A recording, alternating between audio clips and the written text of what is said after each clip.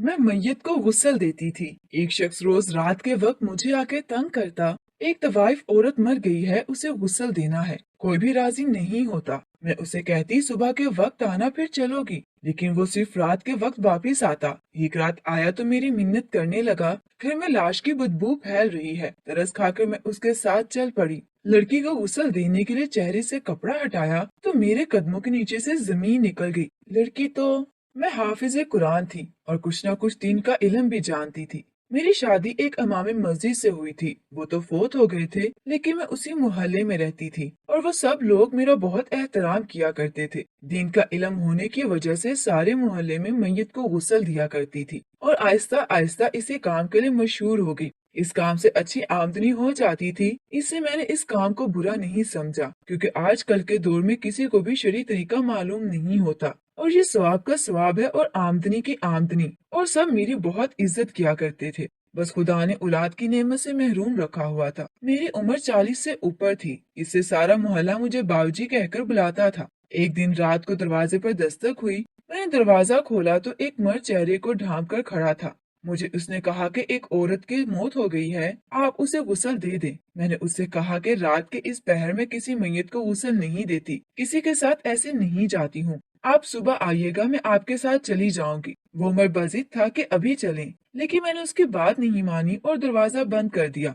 दूसरे सारा दिन ही मैं उस मर्द का इंतजार करती रही, लेकिन वो नहीं आया। मुझे लगा कि उसने किसी और को कह लिया होगा, इस बात को भूल गई। लेकिन दूसरे दिन रात को फिर दरवाजा बजा और वही मर्द था। उसने कहा कि आप मेरे साथ नहीं चली, आज मेरे साथ चलें, इस मैयत को गुस्ल की जरूरत है। मैंने कहा कि मैंने तुम्हें कहा था कि दिन के वक्त आना, तो तुम उस वक्त क्यों नहीं आए? उसने कहा कि मैं दिन के वक्त नहीं आ सकता, क्योंकि मरने वाली एक तवाइफ है। मैंने उसके साथ जाने से इनकार कर दिया और दरवाजा बंद कर दिया। मुझे लगा कि अगर वो कल रात भी मरी है तो पूरा दिन गुजर गया है, अब तो रात भी गुजर गई है। इतना लंबा अरसा तो मैयत को नहीं रखेंगे। दूसरे दिन भी दिन के वक्त मर्द नहीं आया था। उसे दिन रात को आ गया और हाथ जोड़कर मिन्नत करने लगा कि आप चलकर उसे गुस्ल दे दें। मैयत ने बू छोड़ना शुरू कर दी है और आपको दिन के वक्त में नहीं लेके जा सकता कि वो जगह ऐसी है। आपकी इज्जत पर भी हर्फ आएगा। वैसे भी उसे हम रात को ही दफना सकते हैं। ये भी बात मेरी समझ में आ गई और मुझे खुदा का खौफ भी आ गया। एक मैयत 3 दिन से बगैर गुस्ल के पड़ी है। मर्द की तीसरी रात है, मेरे दरवाजे पर आ रहा है। अगर कल को अल्लाह ने मुझसे इस बारे में पूछ लिया तो मैं क्या जवाब दूंगी? मरने वाली बेशक तवाइफ थी या किसी भी पेशे से ताल्लुक रखती थी, मेरे लिए वो सिर्फ एक मैयत थी और मैयत को गुस्ल देना जरूरी है, इसलिए उसके साथ चल पड़ी। रोशन को बता दिया कि मैयत को गुस्ल देने जा रही हूँ। उसे हैरत थी कि रात के इस पहर जा रही हूँ, लेकिन मैंने उसे बताया कि बहुत जरूरी है, मैयत को 2 दिन गुजर चुके हैं और उसने बू छोड़ना शुरू कर दी है। वो भी बात को समझ गई और मैं अपने घर की चाबी उसे देकर उस मर्द के साथ चली गई। उसकी बात ठीक थी। वही इलाका था जहाँ दिन सोते और रात जागते जागते हैं। वहाँ से गुजरने वाले मर्द मुझे अजीब सी निगाहों से देख रहे थे। मैं बहुत अजीब महसूस कर रही थी। मैंने दिल ही दिल में कुरानी आयात का विद शुरू कर दिया। एक बहुत बड़ी कोठी में मर्द मुझे लेकर गया। वहाँ पर कोई घुंघरू की आवाज नहीं थी। सब बाहर ही बैठे थे। मुझे देखकर सभी के चेहरे पर रौनक आ गई। मैंने किसी से कोई बात नहीं की, सिर्फ पूछा कि मैयत कहाँ है। इन्होंने कमरे की तरफ इशारा कर दिया। मैंने मैयत के गुस्ल के लिए जरूरी चीजें मुहैया करने को कहा। मुझे हर चीज दे दी गई, बल्कि 2 लड़कियां भी मेरी मदद करने को तैयार थी। मैंने उनसे कहा कि मैयत को गुस्ल देने के लिए पाक होना जरूरी है और अगर वो मेरी मदद करना ही चाहती हैं तो गुस्ल कर लें या कम से कम वुजू ही कर लें।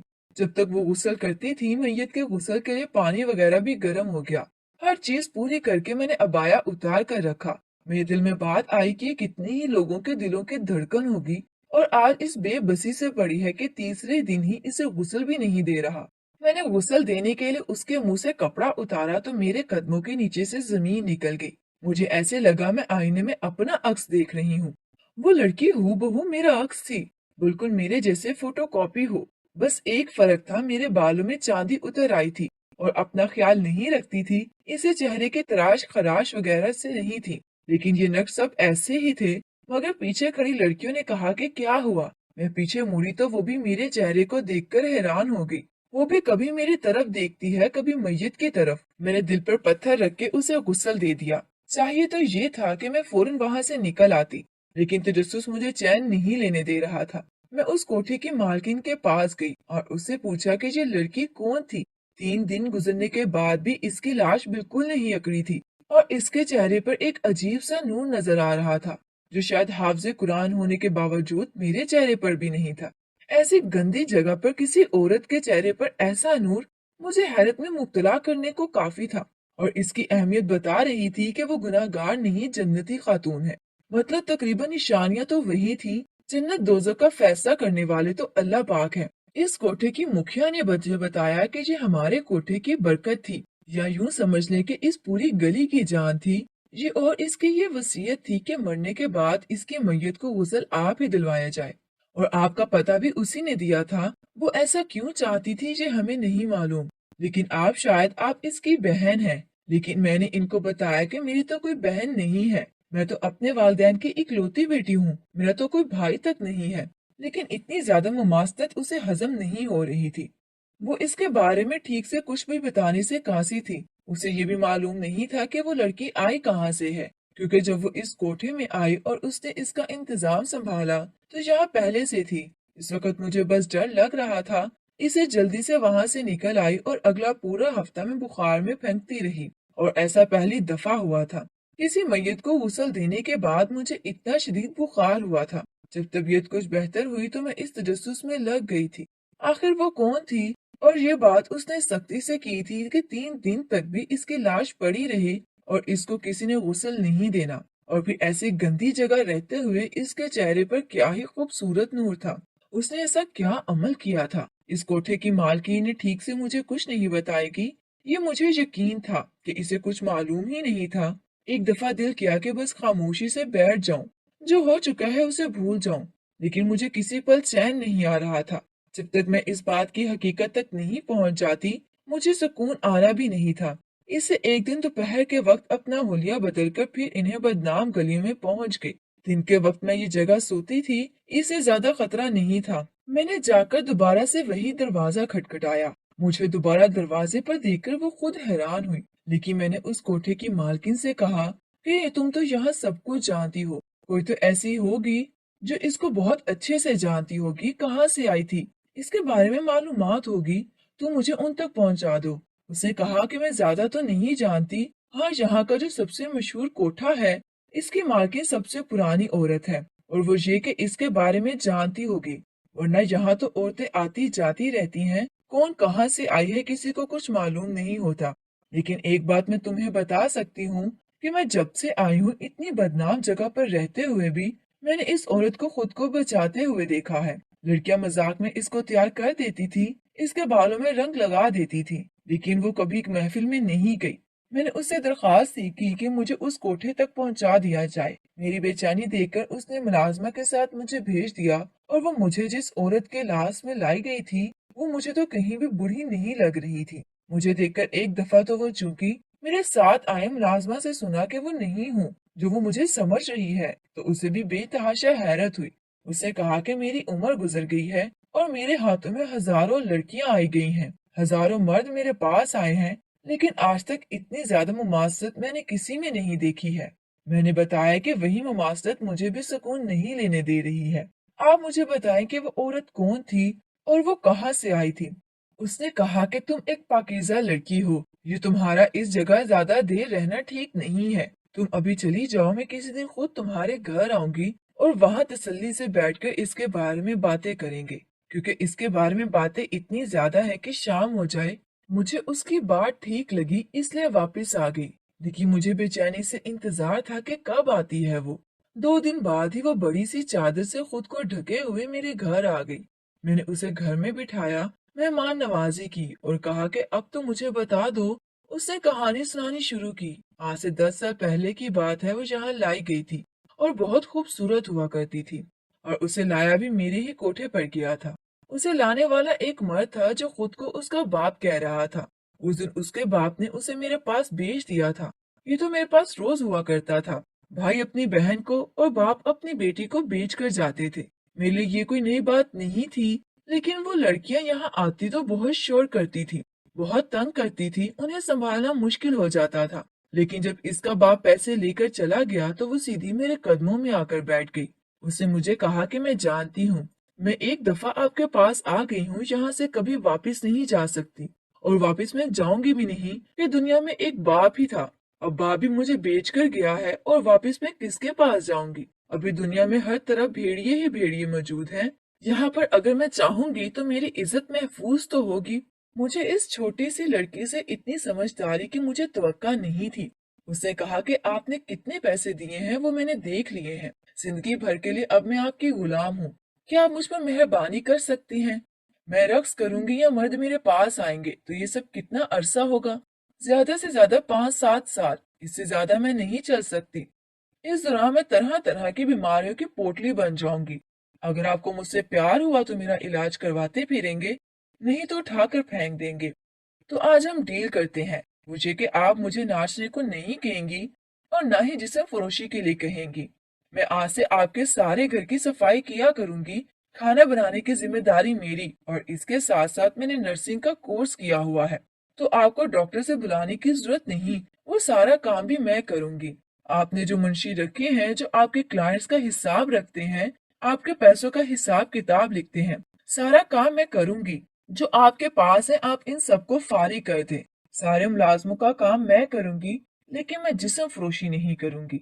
यकीन करो कि उस वक्त मेरे पास 5 मुलाजिम थे, और इन पांचों को दी जाने वाली तनख्वाह और बख्शिश और इसके अलावा जो चीजें उन्हें दी जाती थी, अगर उनका खर्चा हिसाब में लाया जाए तो इससे डबल होता था जितना ये औरतें जिस्म फरोशियां रक्स वगैरह से कमाती थी।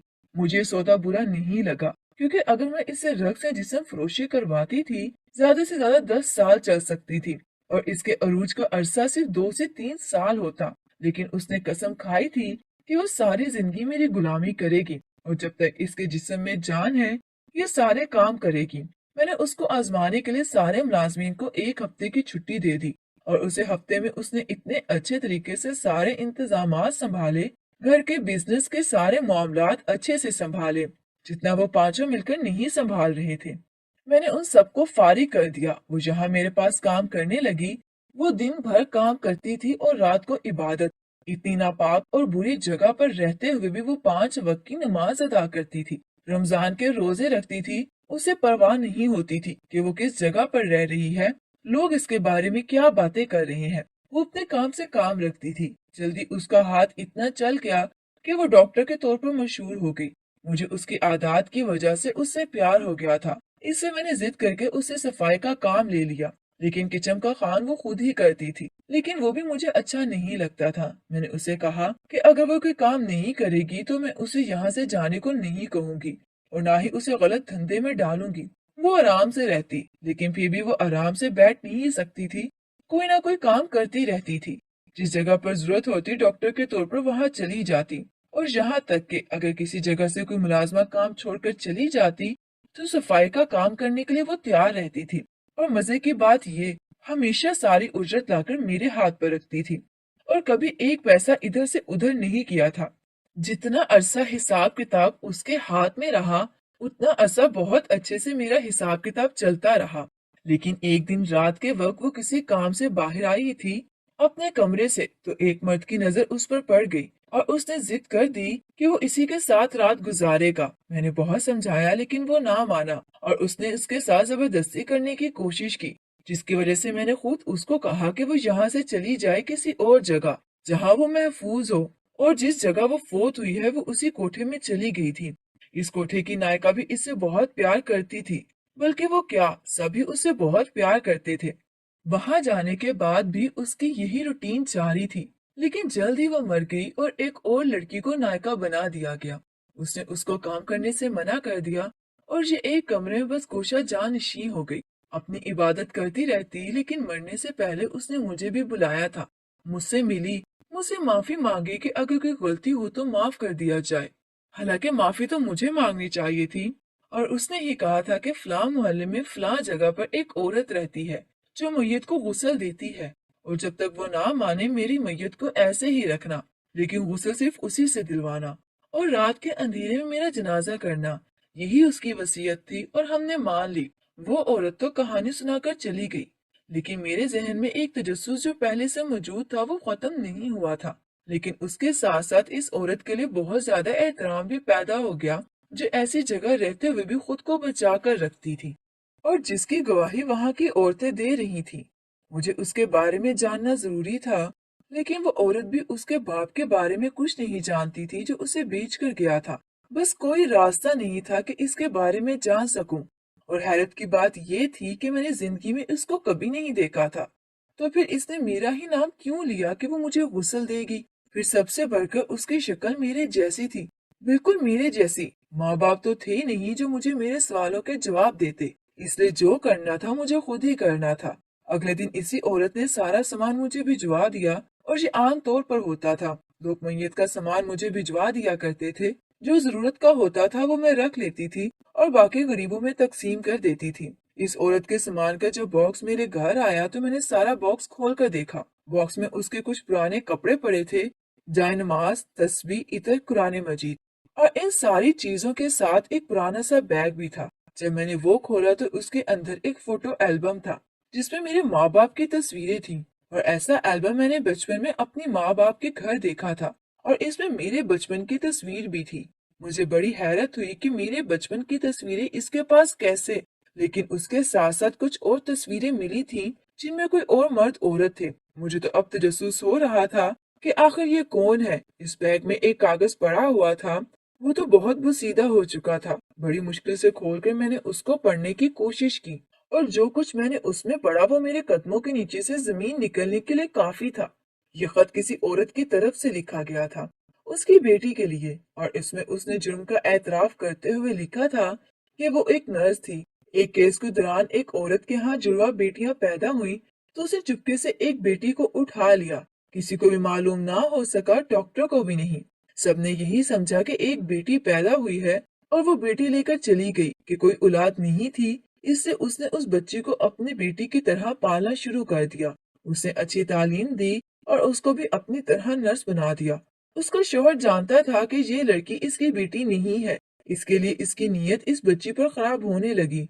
वो चाहता था कि उसे बेचकर पैसे कमाए जाए, लेकिन वो रोकती रही। उसका शौहर उसे रोज मारता था। उसे मालूम था कि एक दिन वो उसे ही मार खाते हुए मर जाएगी। इसे इस बच्ची को समझाने के लिए उसने ये सारी खत में बातें लिखी थी और इस खत के आखिर में उसने मेरे माँ बाप का नाम लिखा।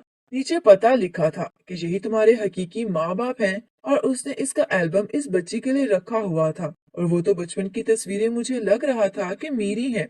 वो यकीनन इसी औरत की थी जिसको मैं अपने हाथों से गुस्ल देकर आई थी और वो मेरी बहन थी। ये बात यकीन करने वाली नहीं थी, लेकिन अब वो फौत हो गई थी। इसको जन्म देने वाली माँ भी मर गई थी, इसको पालने वाली माँ भी मर गई थी, लेकिन जिसने इतनी गलीज जगह पर उसको पहुंचाया था शायद वो जिंदा हो। इस खत के नीचे एक दूसरा भी पता दर्ज था जो यकीनन इसी का था जहाँ पर ये मेरी बहन पलती रही थी। मैं इस जगह गई तो मालूम हुआ कि यहाँ कोई नहीं रहता। इधर उधर से मालूम करने पर मालूम हुआ कि ये दोनों मियाँ बीवी अपनी बेटी के साथ रहते थे। मियाँ शराबी टाइप का था। वो हर वक्त अपनी बीवी को मारता रहता था और एक दिन उसने अपनी बीवी को जुए में हार दिया। लेकिन उसकी बीवी यहाँ से जाने को तैयार नहीं थी। उसे जबरदस्ती मार पीट कर उसको तलाक देकर उस दूसरे शख्स के साथ भेज दिया। लेकिन उसने इस दहलीज से निकलने से पहले ही अपनी नब्ज काट ली और मौके पर उसकी मौत वाकया हो गई। उस वक्त वो लोग वापस चले गए, लेकिन 3 दिन बाद वो लोग वापस आए। अब की दफा वो लोग इसकी बेटी का तकाजा कर रहे थे। मोहल्ले के लोगों ने दरमियान में पड़कर उस बच्ची को बचा लिया और उस वक्त उस बच्ची को नहीं लेकर गए। लेकिन उसके कुछ ही दिनों बाद वो शख्स बच्ची को लेकर कहीं चला गया और फिर वो वापस नहीं आई। लोगों ने पूछा कि बच्ची कहाँ है, लेकिन इसने कुछ नहीं बताया। यकीनन इन लोगों को ही दे दिया होगा जो जुए में हार गया था। इसके कुछ ही अरसे बाद वो पागल हो गया और अजीब अजीब बातें करता था। मेरी गुड़िया नाचेगी और पता नहीं क्या क्या। और अब वो कहाँ है किसी को कुछ मालूम नहीं। इस मुकाम पर मोहल्ले के लोगों ने ताला लगा दिया और अब ये मकान सारे मोहल्ले वालों का है। किसी के घर कोई मेहमान आए तो इस घर में ठहराया जाता है। किसी को कोई शादी ब्याह हो या मौत हो तो मेहमानों को इस घर में बिठाया जाता है। मतलब ये घर सब मोहल्ले वालों का साझा है। इसके बारे में किसी को कुछ खबर नहीं कि मर्द उस बच्ची को कहाँ ले गया था। मैं वहां से वापस आ गई। मैं खुदा का शुक्र अदा करने लगी कि खुदा ने मेरी बहन के साथ गलत करने वाले से दुनिया में इंतकाम लिया और मेरी बहन अपने माँ बाप के नेक खून का ख्याल रखते हुए इतनी गंदी जगह पर रहते हुए भी खुद को पाकीज़ा रखा, जिसकी गवाही सभी दे रहे थे। अब मैं हर वक्त बहन की मगफिरत के लिए दुआ करती रहती हूँ और शायद दिल में एक अरमान था कि काश वो अपनी जिंदगी में मुझे अपने बारे में बता देती और इसकी जिंदगी में ही मैं उससे मिल लेती।